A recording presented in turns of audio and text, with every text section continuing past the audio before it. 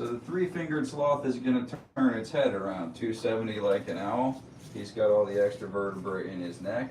Two-finger turns his whole body around like I was just showing you because he's got all the extra vertebrae between his hips and his shoulders.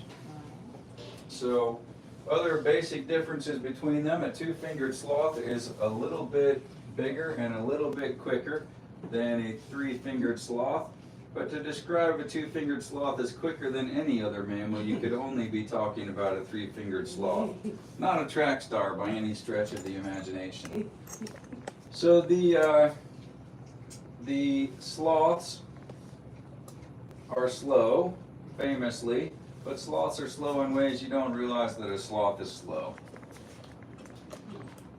So they're slow not only in their movement, they're slow in their digestion, their metabolism, their metabolic processes. They are slow in every way that an animal can be slow. So online you'll read that slow in their movement means the fastest a sloth can go is about 12 feet per minute. We see them go a whole lot quicker than that around here. It could be that they're talking about steady speed over a distance and I'm talking about sprint. And you can stand approximately this close to them to take a picture. And if you want to stand on both sides at the same time, that's fine. I'll take the picture for you. Did you take a video?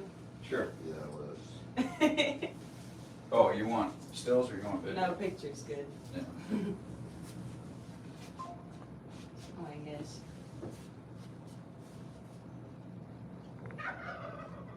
There you go. Yeah, using his face before. Here's the. There you go. Oh, mister. So when we see this guy moving around in the morning, he's super excited to come down and see everybody. So if we're late, he'll be in here pounding the heck out of the door like this. And if you see the smear marks, they're on his side of the glass, where he'll have his nose in the glass going, come on. And if a sloth is telling you to hurry up, you know, you really got to check yourself.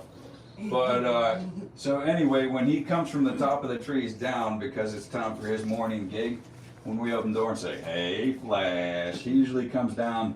It might take him 30 seconds to get from the very top to out here. So that would have to be closer to 40 feet per minute. But again, you know, sprint speed, steady state, I don't know. But we see these guys move at least 40 feet per minute. The sloths are slow in their digestion. A sloth is going to eat 10% of its body weight every single day, and yet it is going to go to the bathroom only once in 7 to 10 days. 3 or 4 times a month is all they do. So 10% of their body weight, that's sort of a ho-hum number until you put it to human perspective. I weigh 180 pounds. If I was going to eat 10% of my body weight, that's rolling into Outback and saying, bring me 18 of those 16-ounce porterhouse steaks. I'm going to plow them all down right now. Obviously, I couldn't do that. So the sloth is eating tremendous amounts of food, but it is of super low quality. When they are in the rainforest, their almost exclusive diet is leaves. Here they eat about 75% leaves. What he eats for his breakfast in the morning is about 7 ounces of veggies and 3 servings a week of fruit and 2 hard-boiled eggs a week, and very strict diet, but then all the leaves that he would care to eat ever. So in the wild, they're eating almost exclusively leaves. Leaves are a lot of cellulose, hard to digest, and a very little nutritional value. And if you feed him a little bit slower, he'll chew it a little more. And when he sees the next one up, he just pounds it down. But and he's a little more interested while he still has some food to nourish on. So the bathroom once a week thing. So, or every 10 days, 3 or 4 times a month. So, did you lose your phone? I think I got it. you tries too much. Ah, sneaky, sneaky. So when the sloth is in the tops of the trees, he is entirely safe from predators with the exception of eagles. So it would make sense for him to just let it rip from the top of the trees, right? I mean, where does he care where his poop lands? So with many scientific things, they start out with some dumb ideas and kind of zero in on some correct ideas. So the first idea on why he comes all the way down the same tree, same side of the tree, and goes to the bathroom in the exact same spot every single time is he is a neat animal. That makes no sense whatsoever. Normal cause of death for a sloth is being caught by a predator. When he comes down to go to the bathroom, not even Adrian Monk is going to risk his life to take a dump in a certain spot, right? So the next theory was he's fertilizing his own tree. Again, that makes no sense. If he went to the bathroom from anywhere in the canopy of the tree, it's going to land above the root system of the tree. So, you know, as far as fertilizing the tree, no difference where he goes from. So what we now believe we understand more thoroughly is that the sloth is coming down the tree to the bathroom because of the sloth-moth symbiotic relationship. So he's going by smell, not sight, so it takes a little longer to smell something than it does to see it. So if you hold it there for a minute, you know, he'll smell and he'll come down. Okay. Although, if he ever isn't down, I guess somebody this morning peeled the banana back a little bit and just go, and that wakes him right up if he's overslept. He's like, whoo, banana baby! And he comes right on down the tree at high speed. But then see, he only eats like that little end of it right there because it's not serving a fruit day. And we don't want to give him too much fruit. It messes with his gut. Oh, yeah. You're so slow. You're so slow. Did you go to a Koei Coffee yesterday? No, we went to the. Lowe's. Yeah. Oh, right. Yeah. Was their Wi-Fi good? Yeah. Oh, that's good. Worked out. And the nachos are good. Yeah, their nachos are pretty good. They put plenty of meat on them. That's some places you go and you get like all veggies and you're like, I don't have any right now. you guys aren't old enough to remember the old Wendy's commercials. Where's the beef? I think I do. Yeah. Really, you do? I think so. Yeah, it sounds familiar. It was two old women that used to come up to the counter and they'd hand me a hamburger and they go, "Where's the beef?" And it was like the most famous thing in America for a while. Yeah. I was in high school, so that would have been the 1980s, early 80s. But I think I must have seen some reruns of that or something. probably, I think it was rerun on a Super Bowl commercial or something a few years ago. Yeah. But so anyway, the reason they come down the tree to go to the bathroom in the same place every single time is the sloth-moth symbiotic relationship. So in the wild, not here, praise the Lord, sloths need moths and moths need sloths. So the nature of the symbiosis, and of course symbiotic means beneficial to both sides of the equation. Parasitic would be beneficial to one side, neutral or harmful to the other side. You can stand as close to them as you want. A nose-to-nose picture is a pretty nice picture sometimes. Wait, get when he tries to hold my hand. Okay. It's only that don't stick your finger in his mouth. I mean, he's not Yeah. looking to bite you by any stretch. Don't. Pulling you in. He thinks you've got food for him. You I can do a do. Michelangelo. If you put your hand out like this, he'll stick his finger over there. You know, like that touch the hand of God thing. Yeah. You do your finger, Hi. he'll reach his hand all the way out. And you can pose for the thing. Oh.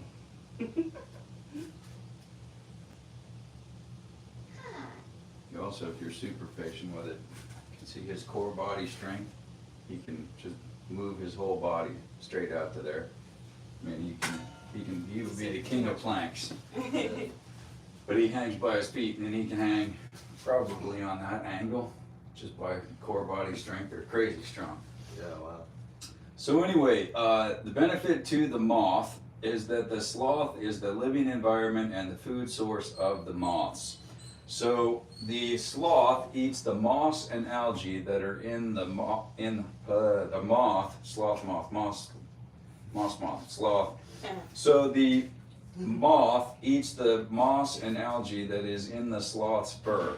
The only reasons the moth will leave the sloth in its life is to drink water that pools up in the leaves in the canopy and to get into the waste pile to lay their eggs. So when the sloth comes down the tree, the oldest moths jump into the waste pile, lay their eggs, some get back on, some die. And so then it's row your boat in and around from there, because this week's eggs are next week's larvae, and 2 weeks away is moths. So there are new moths every time he comes down the tree that fly up onto him. The sloth will have somewhere between 100 and 150 moths living in his fur at all times. And the benefit to the sloth is that the sloth digests his food by a bacterial process, not by an enzymatic process the way that we do. Now, we also have helpful gut bacteria. Our bacteria will last throughout our lives unless we take a long course of antibiotics. If your doctor prescribes you 2 weeks of antibiotics, he's also going to tell you need probiotics or some good Greek yogurt to fix your gut health back up.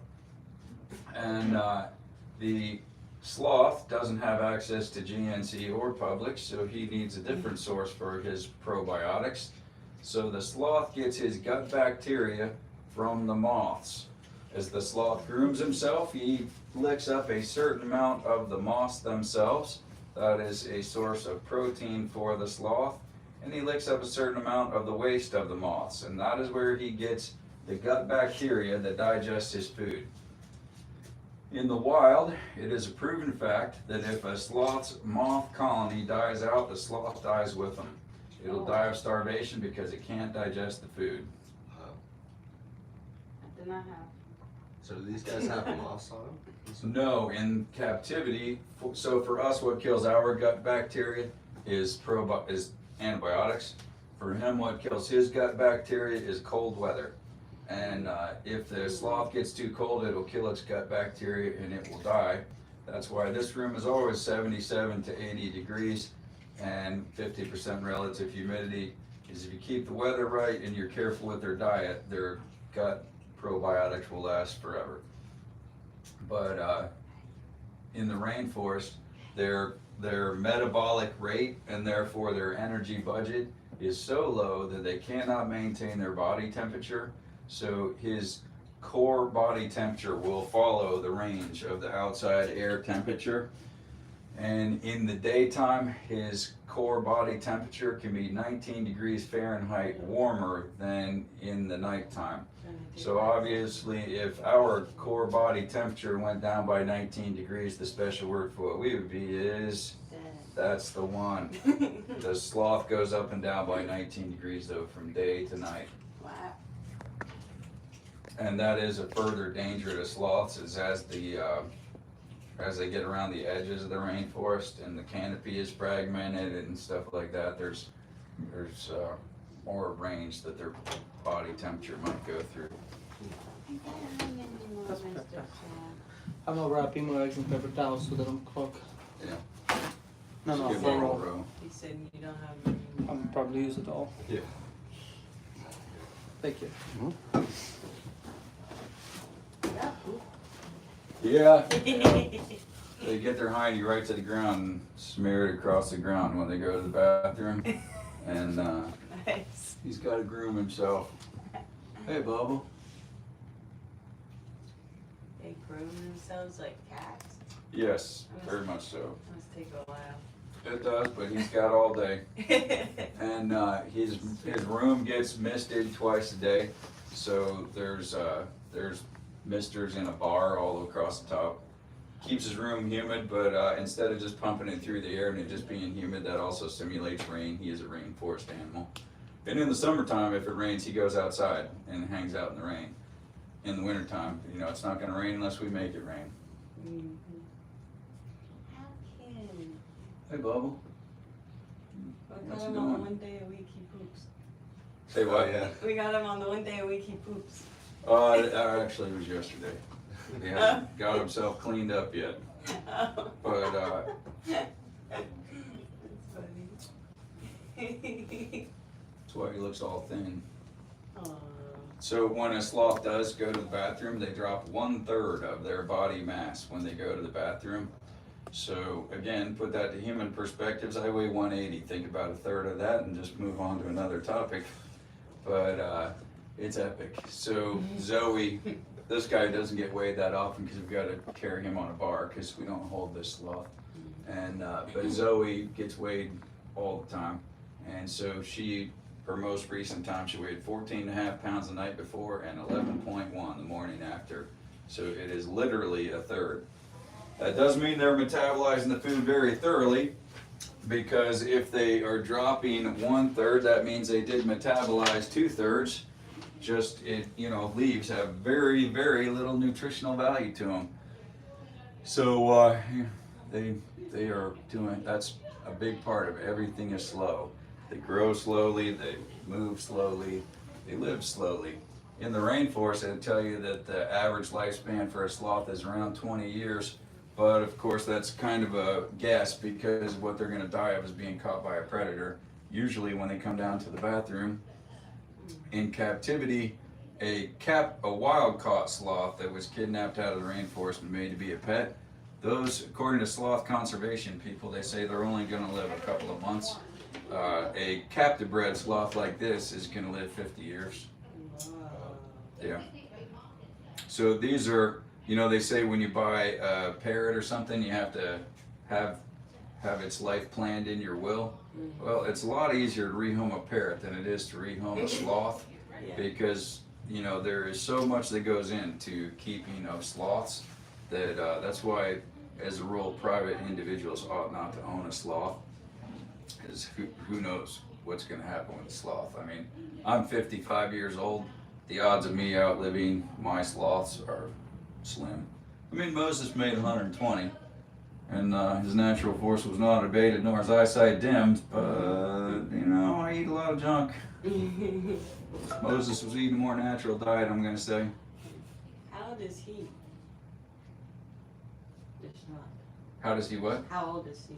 Oh, he's 6. 6? Oh. Yep, he's 6. Zoe is 14 months. Dash is like 5.5 months. Oh, wow. He's a little baby. Oh, he's full grown. Full grown baby. Like a Yeah. teenager. So their predators are mostly like birds? In the tops of the trees, the only predator that can get to them is an eagle. But when they come down the trees, they're exposed to every predator in the rainforest. So large cats, big snakes, whatever. When they come down the tree, that's when they're going to get caught by a predator. And if they're in the tops of the trees, that he only weighs 15 pounds, so he can get way further out the branch than a predator large enough to threaten his life can go. But if the predator does press the issue to the point that the branch breaks and they both fall 100 feet to the rainforest floor, this guy will almost certainly survive, and the cat will almost certainly die. So the sloth will just look over at the cat and say, "Ha, ha," and back up the tree he will go. So, and part of that is the sloth has 46 ribs, 23 sets of ribs, far more ribs than other mammals. And because of the way he'll hang horizontally upside down, vertically upside down, he might hang on a tree right side up, he might lay on his belly, he might lay on his back. He can be in any different position throughout the day, right? For us, our guts sit in our pelvis and are upper bounded by our diaphragm. For him, his guts are held in place by connective tissue going all back and forth through his body cavity. So, if we stood on our head or held by those boots, the inversion table or something for a long, long time, it would put back pressure on our diaphragm until it got hard to breathe. And then we would, upright ourselves due to good common sense. But his guts are held exactly where they're supposed to be all the time. I think that maybe that's a good part of why they survive a huge drop, is they don't just slam everything together. And they are pretty much like a slinky. Slinky. Cool. Softer than he looks like he would be, Yeah. right? Yeah. You're so handsome. So you just stay like that most of the day, huh? This isn't where he lives. He lives in there. This is just where he does his encounters. So his thing goes up 20-some feet, and he's got a hammock he likes to lay in, and he's got every kind of trees. And he may hang upside down, or he may sit in. He lays in his hammock, or he sits in the crooks of the branches where there's 2 or 3 to go apart. Oh, yeah. So we put a bunch of things up there where it goes 3 ways where he likes to lay. And then the bar going across right there, there's a second bar right above it. And I put the second bar above it because I saw pictures of sloths that were like sitting on a branch with their hand up on the branch above them.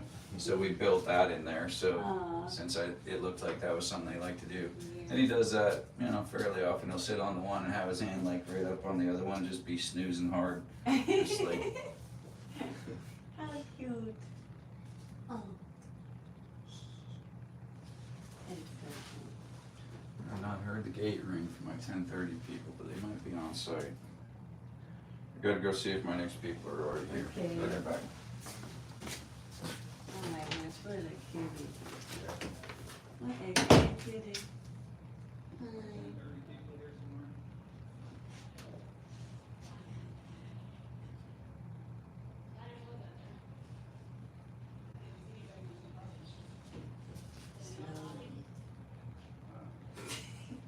He probably doesn't die with being petted that much. Doesn't seem like. Mr. Flash? Yeah, it's Fox.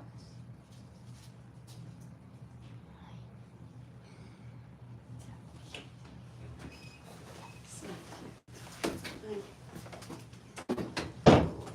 This cold weather's making everybody slow today. cute. Yeah. It's freezing. Yeah, I was getting ready to go around and turn all the dripping water off this morning, but it's 21 right now. It was way Yeah. colder today than it was yesterday. Oh my good Lord. Yeah. Hey, was the water still going down the drain this morning in the bathhouse? Yeah, Okay. it was. Yeah. I forgot to check if the drain heaters were plugged in, because 2 years ago we had that happen, Tony. I had to put the tapes on all the drains Yeah. because we left it dripping, but then the drains froze Froze. and filled up, and that was a mess. That sucks. Just ice skate into the bathhouse. The high today is 26. I know. But after today, it looks a lot better. Low tonight, 16. Then maybe that'll be our last freeze for the year, you think? I think we're gonna get one more. Think so? Bless you. We always get that March flurry. Oh my gosh, there's Sure. Thomas. There's Mr. Turkey. He said, I see you guys. I'll see you guys. Look at me. Where you guys from? Johnson City and Oh, cool. Knoxville. Yeah. Yeah, it's just 3-hour drive. Yeah, not too We usually turn through there when we're going to go snowboarding and stuff. Oh, yeah. Mhm. bad. Where at? Beach. Oh, Yeah. okay. Yeah. I haven't been snowboarding around here yet. Everyone goes to the beach and Okay. Have you been mainly out west?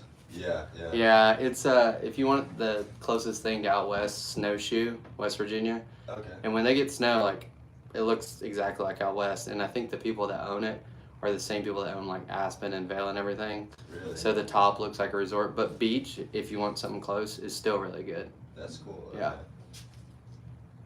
You've been He's right? from California. no. Gotcha. Yeah. So the only place I've been is Tahoe. Yeah. I'm not a huge snowboarder, but I've been like a couple times. Yeah. I went a lot in Idaho, up in northern Idaho, Brundage, and then a couple times to Whistler. Nice. We're at 29 degrees below the average daily high today. Well, that seems chilly. Yeah. My daughter in Oklahoma City, their raw temperature yesterday was -20. Oh my In Oklahoma? Oklahoma City. Oh, that sounds like another reason not to be in Oklahoma or Kansas. Oh my gosh, they get all the extremes of weather. So in the summertime, it can be 115 degrees. Yeah. And in the wintertime, today, she said it's like, or not today, 2 days ago, because they canceled her school. The raw temperature was -20 with a wind chill of like negative, I don't know, 30 something. Yeah. And she's in med school, and so they have to park behind everybody else, the students do. So she says it's like about a 3/4 mile walk to school. Oh. And I'm like, boy, I hope they close. That's That's a walk. that's a hard no. God. Yeah.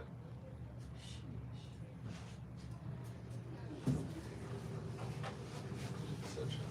So chill. Let me see if Piper can call our next group.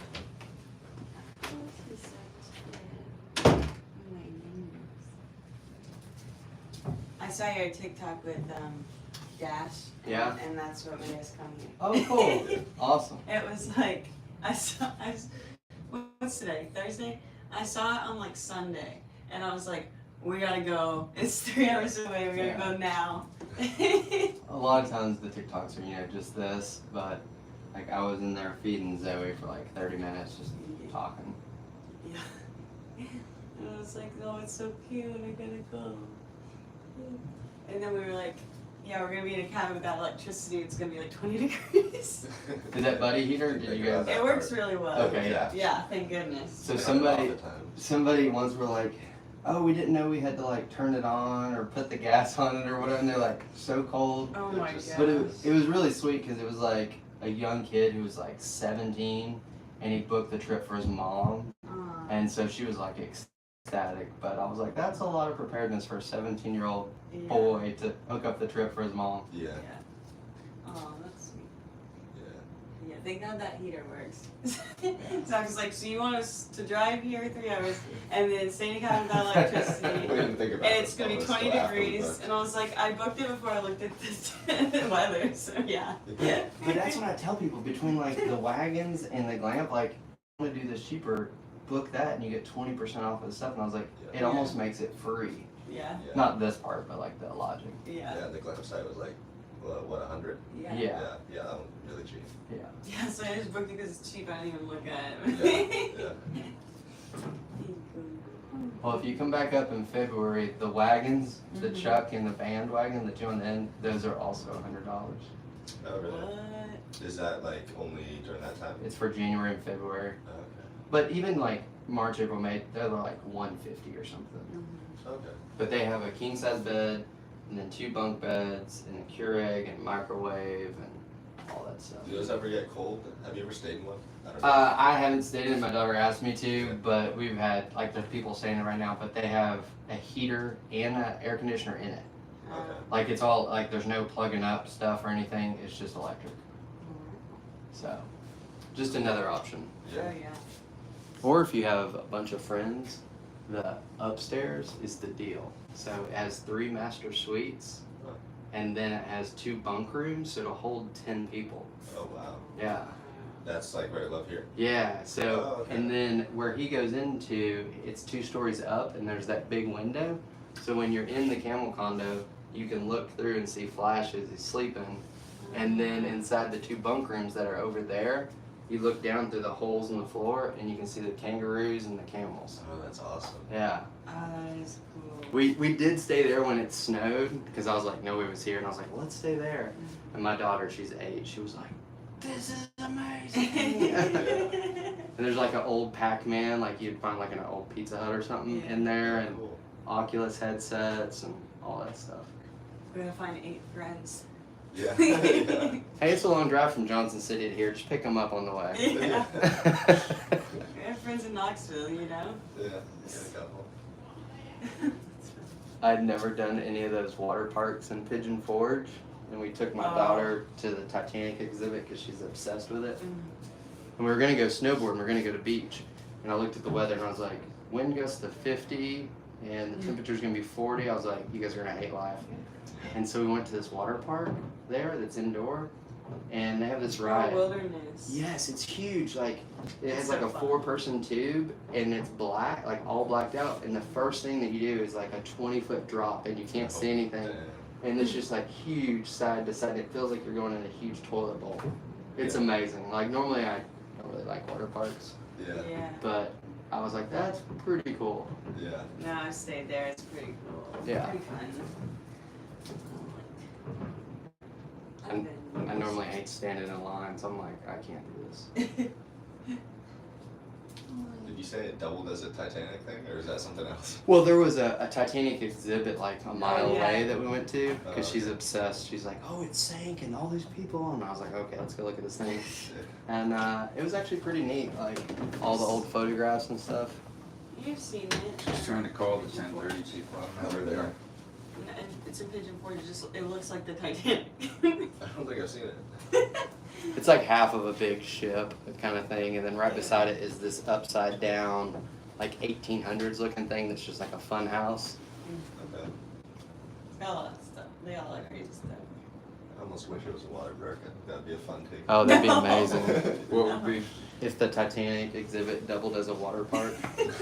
Yeah. Be Dark like, humor. and then as you go, it'd be funny if like videos of Leo like drowning or going by.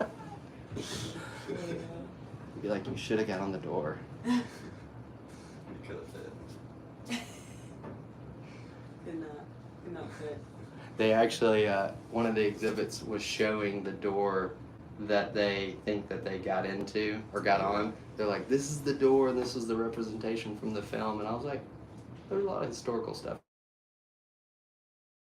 Door. Why would they think it's the door? So you know, like they showed like this is what they were trying to represent. It was like a big frame out of one of them. Oh.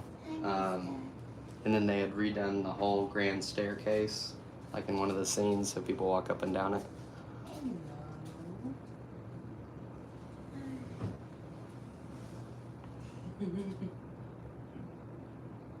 You're so cute.